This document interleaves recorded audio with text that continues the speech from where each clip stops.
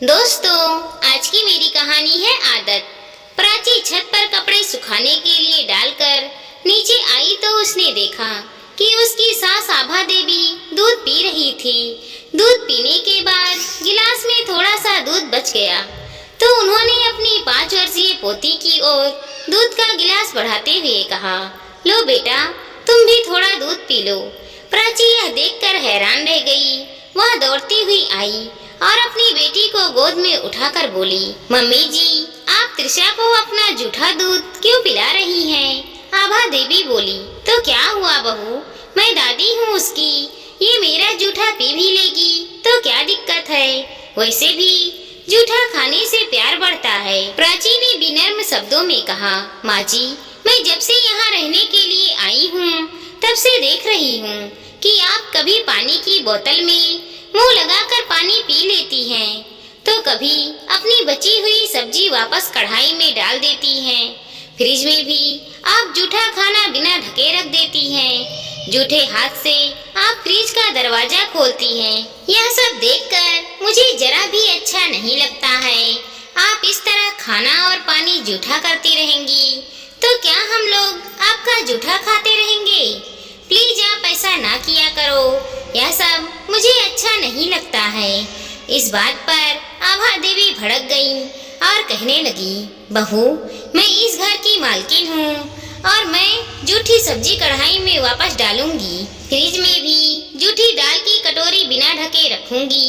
बोतल में मुंह लगाकर पानी पीऊंगी और तुम्हारी बेटी भी मेरा जूठा खाएगी। बोलो, तुम मेरा क्या बिगाड़ लोगी? फिर बहू ने कहा, माँ जी, मुझे ऐसा जूठा खाना खाने में बहुत घिन आती है। इस बात पर आभा देवी और भी भड़क गई और कहने लगी, अच्छा, तो तुम्हें मेरे खाए हुए खाने से घिन आती है और जिस बेटे को मैंने जन्म दिया है उससे तो दिन भर चिपकी हुई रहती हो तुम, उससे तुम्हें घिन नहीं आती? प्राची अपनी सास की यह सोच सुनकर दंग रह गई। उसकी सास गुस्से में उठकर वहां से चली गई, लेकिन प्राची अपना सिर पकड़कर बैठ गई।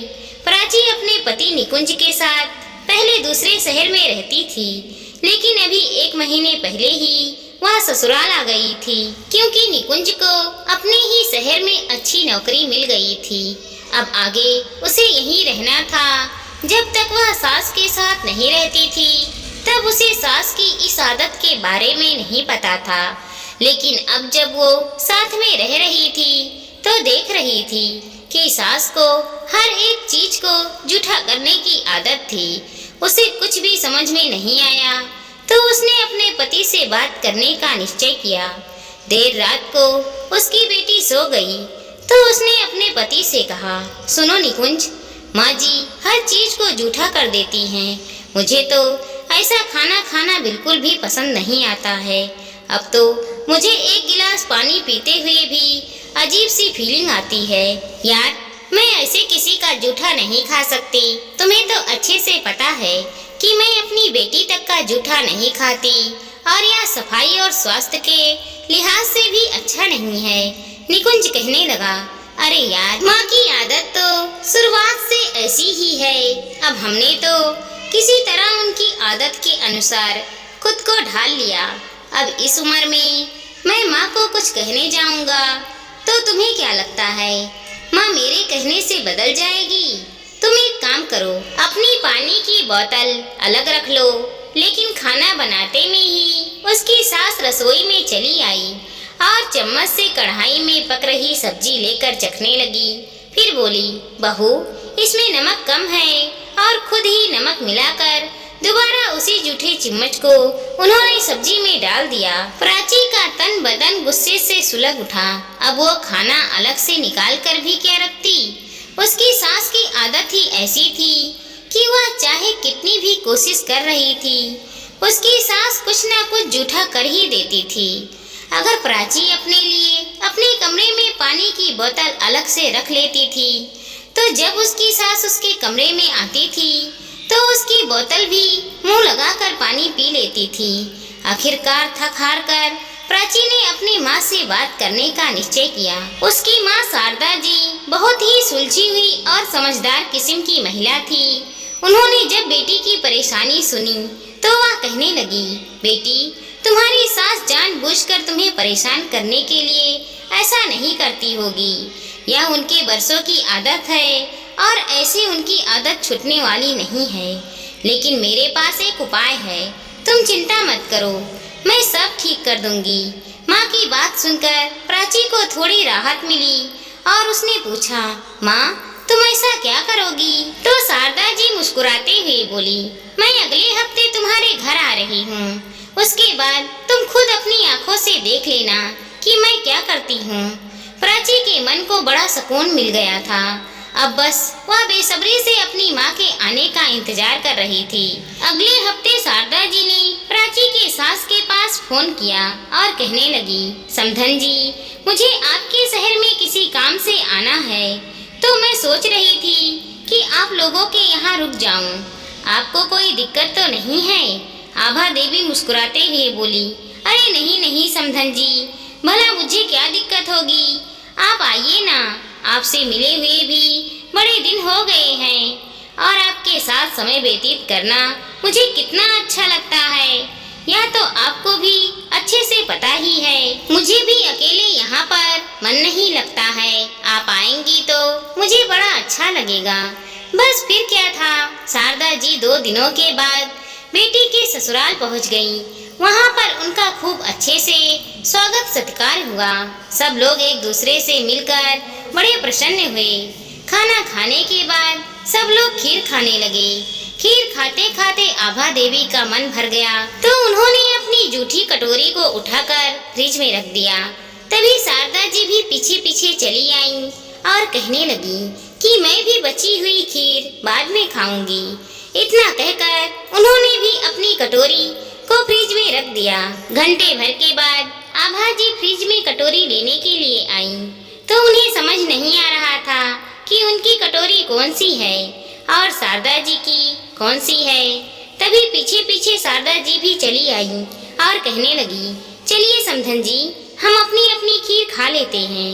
इतना कहकर उन्होंने एक कटोरी उठा ली, तो आभा जी सोच में पड़ गई कि मेरी वाली खीर की कटोरी कौन सी थी। अब मैं समधन जी का जूठा खाऊंगी क्या? लेकिन प्रत्यक्ष में उन्होंने कुछ नहीं कहा। फिर बहाना बनाते हुए कहने लगी, वह मैं खीर बाद में खा लूंगी, मैं तो पानी लेने के लिए आई थी। जैसे ही उन्होंने पानी की बोतल को उठाना चाहा, वैसे ही शारदा जी ने लपक कर पानी की बोतल को उठा लिया और बोतल में मुंह लगाकर पानी पीने के बाद आभा जी की ओर बढ़ाते हुए कहा, मुझे भी बड़ी प्यास लगी थी, लीजिए आप भी पानी पी लीजिए ना। आभा जी का मन गुस्से से भर उठा, लेकिन उन्होंने बोतल ले लिया और चुपचाप रसोई से बाहर निकल गई। बाहर निकलकर उन्होंने बोतल को डाइनिंग टेबल पर पटक दिया और अपने कमरे में चली गई। उन्हें बड़ा गुस्सा आ रहा था कि उनकी समधन हर एक चीज को जूठा क्यों करे जा रही है। वो बेटी के ससुराल में आकर थोड़ी तमीज से नहीं रह सकती। ये उनका घर थोड़ी ना है कि हर चीज में मुंह लगाए जा रही हैं। ऐसे ही शाम को निकुंज सभी के लिए आइसक्रीम लेकर आया था।